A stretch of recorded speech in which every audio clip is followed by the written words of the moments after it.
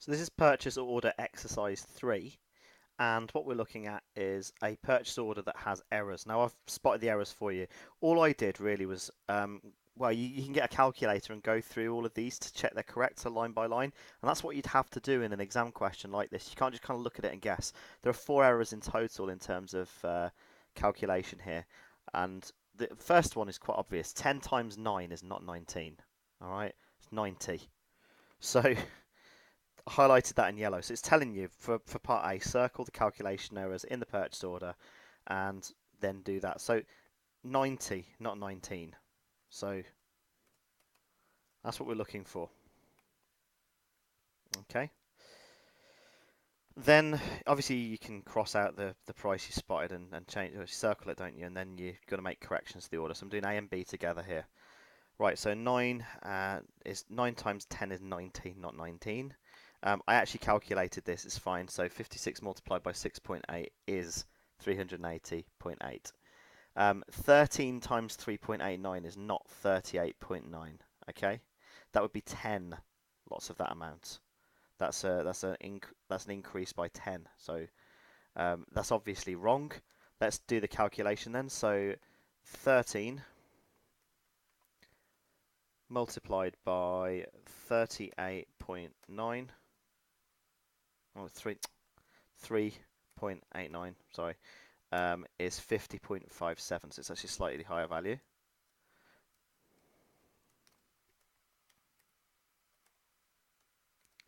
$50.57, should we just put that on the next line there? Yeah, there we go.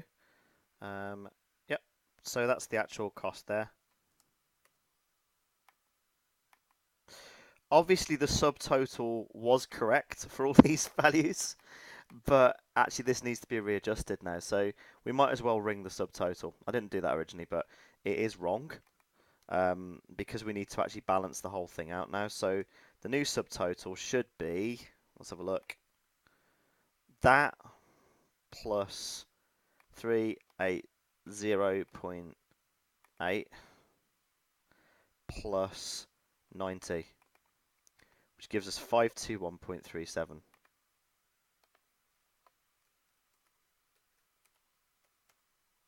Okay, now the VAT was wrong anyway. It was wrong as a value of 438.7. So I'll show you 438.7. So 438.7 multiplied by 0.2, which is the VAT rate. It's actually 87.74. But that's completely wrong now because obviously the subtotal was wrong as well because these two values were wrong and they were added in. So we need to go for 438 point. Let's just clear this. 438.7 multiplied by, and it's not, is it? It's a new value, 521. Looking at the old value, 521.37 multiplied by 0.2 gives you, that's wrong. My calculator, 438, oh no, 521, I get there. Must be really frustrating to watch this.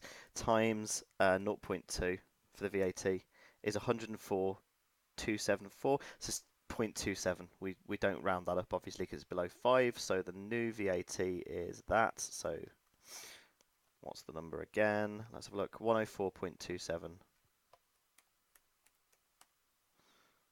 All right. And also, you should have pound signs by this point. And what we need to do is add the VAT to that number. That's way lower than it should be, isn't it? So the VAT was, I think they removed the VAT from the subtotal when they made their mistake there. So we're adding 104.27 to 521.37. So let's just do this quickly. That's already there, so let's just, no, we need to do this properly. All right, because I rounded down, didn't I? 104.27 plus 521.37. That gives us 625.64.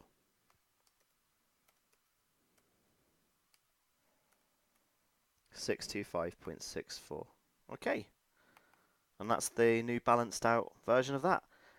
Right, finally then, there's a question C here, which is asking what problems might be caused with these errors. Well, firstly, The accounts state that only 36693 will go out. The figure will be higher. If we send that purchase order out and they put it together without checking the costs, because remember they're only putting their item numbers in when they do the delivery. They're not the code number and the quantity. That's all going to be totaled up separately. They might not even pay attention to this bit here. This is more for our information. So that's all our supplier is going to be looking at really, how many we want and what the code number is. Um, we might get a bill for a higher amount. Obviously, we're going to get a bill for 62564, not 361.93. That is just under twice as much. And our accounts department might not be prepared for that, and it might be a bit of a shock. We might not be able to pay that much because we've not budgeted for that.